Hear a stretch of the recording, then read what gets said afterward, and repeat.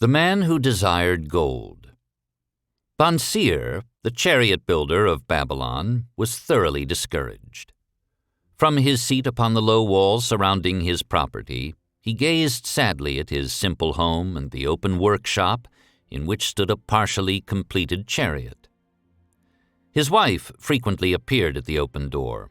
Her furtive glances in his direction reminded him that the meal bag was almost empty and he should be at work finishing the chariot, hammering and hewing, polishing and painting, stretching taut the leather over the wheel rims, preparing it for delivery so he could collect from his wealthy customer. Nevertheless, his fat, muscular body sat stolidly upon the wall. His slow mind was struggling patiently with a problem for which he could find no answer. The hot tropical sun, so typical of this valley of the Euphrates, beat down upon him mercilessly. Beads of perspiration formed upon his brow and trickled down unnoticed to lose themselves in the hairy jungle of his chest. Beyond his home towered the high terraced wall surrounding the king's palace. Nearby, cleaving the blue heavens, was the painted tower of the Temple of Bel.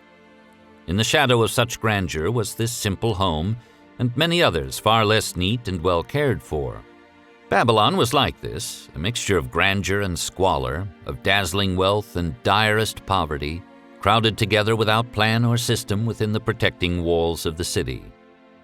Behind him, had he cared to turn and look, the noisy chariots of the rich jostled and crowded aside the sandaled tradesmen as well as the barefooted beggars. Even the rich were forced to turn into the gutters to clear the way for the long lines of slave water carriers on the king's business, each bearing a heavy goatskin of water to be poured upon the hanging gardens. Bansir was too engrossed in his own problem to hear or heed the confused hubbub of the busy city. It was the unexpected twanging of the strings from a familiar lyre that aroused him from his reverie. He turned and looked into the sensitive, smiling face of his best friend, Kobe, the musician. "May the gods bless thee with great liberality, my good friend," began Kobe with an elaborate salute. "Yet it does appear they have already been so generous thou needest not to labor. I rejoice with thee in thy good fortune. More, I would even share it with thee. Pray, from thy purse, which must be bulging, else thou wouldst be busy in your shop, extract but 2 humble shekels and lend them to me until after the nobleman's feast this night.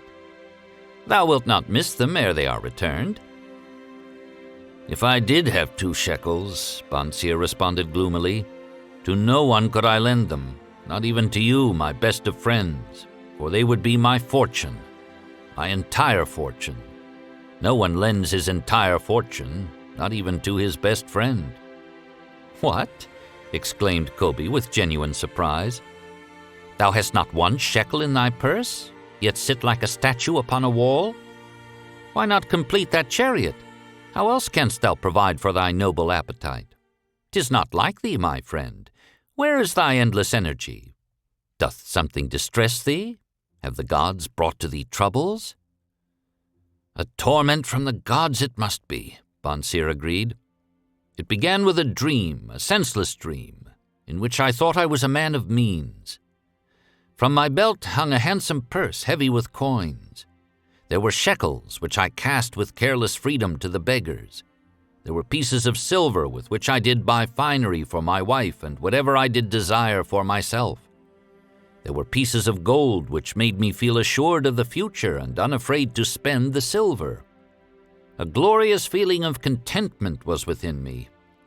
You would not have known me for thy hard-working friend, nor wouldst have known my wife, so free from wrinkles was her face and shining with happiness. She was again the smiling maiden of our early married days." "A pleasant dream indeed," commented Kobe. "But why should such pleasant feelings as it aroused turn thee into a glum statue upon the wall?" "Why, indeed, because when I awoke and remembered how empty was my purse, a feeling of rebellion swept over me. Let us talk it over together, for, as the sailors do say, we ride in the same boat, we two. As youngsters, we went together to the priests to learn wisdom. As young men, we shared each other's pleasures. As grown men, we have always been close friends. We have been contented subjects of our kind. We have been satisfied to work long hours and spend our earnings freely. We have earned much coin in the years that have passed, yet to know the joys that come from wealth, we must dream about them. Bah! Are we more than dumb sheep? We live in the richest city in all the world. The travelers do say none equals it in wealth. About us is much display of wealth, but of it we ourselves have naught. After half a lifetime of hard labor, thou, my best of friends, hast an empty purse, and sayest to me, "May I borrow such a trifle as 2 shekels until after the nobleman's feast this night?" Then what do I reply? Do I say, "Here is my purse, its contents will I gladly share"? No, I admit that my purse is as empty as thine. What is the matter? Why cannot we acquire silver and gold? More than enough for food and robes. Consider also our sons, Bansir continued. Are they not following in the footsteps of their fathers? Need they and their families and their sons' families live all their lives in the midst of such treasures of gold, and yet, like us, be content to banquet upon sour goat's milk and porridge? Never in all the years of our friendship didst thou talk like this before, Bansir. Kobe was puzzled. Never in all those years did I think like this before. From early dawn until darkness stopped me, I have labored to build the finest chariots any man could make, soft-heartedly hoping someday the gods would recognize my worthy deeds and bestow upon me great prosperity. This they have never done. At last I realize this they will never do. Therefore my heart is sad. I wish to be a man of means. I wish to own lands and cattle, to have fine robes and coins in my purse. I am willing to work for these things with all the strength in my back, with all the skill in my hands, with all the cunning in my mind, but I wish my labors to be fairly rewarded. What is the matter with us? Again, I ask you, why cannot we have our just share of the good things, so plentiful for those who have the gold with which to buy them? Would I knew an answer, Kobe replied.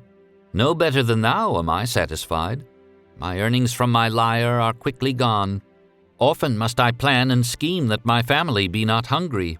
Also within my breast is a deep longing for a lyre large enough that it may truly sing the strains of music that do surge through my mind. With such an instrument I could make music finer than even the king has heard before. Such a lyre thou shouldst have. No man in all Babylon could make it sing more sweetly. Could make it sing so sweetly, not only the king, but the gods themselves would be delighted. But how mayest thou secure it while we both of us are as poor as the king's slaves? Listen to the bell. Here they come. He pointed to the long column of half-naked, sweating water-bearers plodding laboriously up the narrow street from the river. 5 abreast they marched, each bent under a heavy goatskin of water. A fine figure of a man who doth lead them. Kobe indicated the wearer of the bell who marched in front without a load. A prominent man in his own country, 'tis easy to see. There are many good figures in the line, Bansir agreed. As good men as we. Tall blond men from the north, laughing black men from the south, little brown men from the nearer countries, all marching together from the river to the gardens, back and forth, day after day, year after year.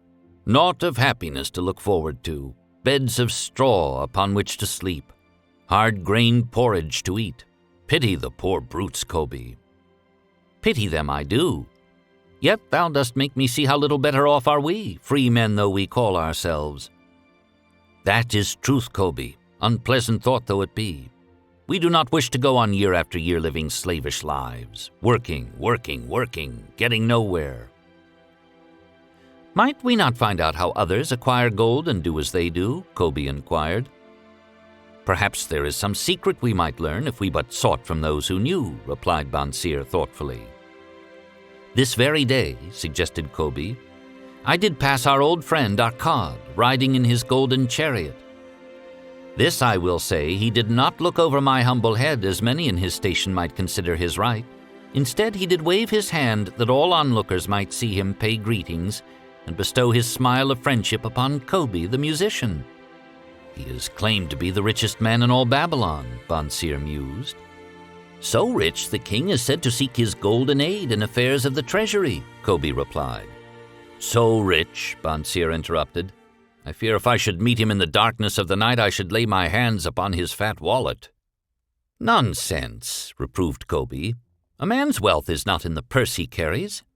A fat purse quickly empties if there be no golden stream to refill it. Arkad has an income that constantly keeps his purse full, no matter how liberally he spends. Income, that is the thing, ejaculated Bonseer. I wish an income that will keep flowing into my purse whether I sit upon the wall or travel to far lands. Arkad must know how a man can make an income for himself. Dost suppose it is something he could make clear to a mind as slow as mine? Methinks he did teach his knowledge to his son Nomasir, Kobe responded. Did he not go to Nineveh and, so it is told at the inn, become, without aid from his father, one of the richest men in that city? Kobe, thou bringest to me a rare thought. A new light gleamed in Bonseer's eyes.